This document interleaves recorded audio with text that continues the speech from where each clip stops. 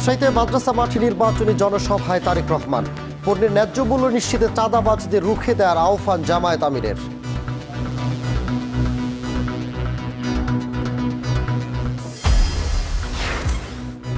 শেরপুরে বিএনপি প্রার্থীর উস্কানিতে সহিংসতার অভিযোগ জামায়াতের। আসন দখল ও প্রশাসনের অসহযোগিতায় সংঘর্ষ বলছে বিএনপি। বিচারের আশ্বাস সরকারের।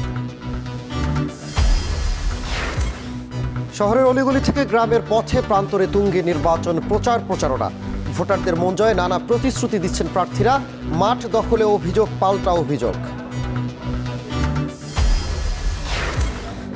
এবং নির্বাচনী প্রচারে মাইক ব্যবহারে শিথিলতা সহ পরিবর্তন আসছে আচরণবিধিতে। প্রিন্টিং প্রেসে পোস্টার না ছাপাতে ইসির নির্দেশনা।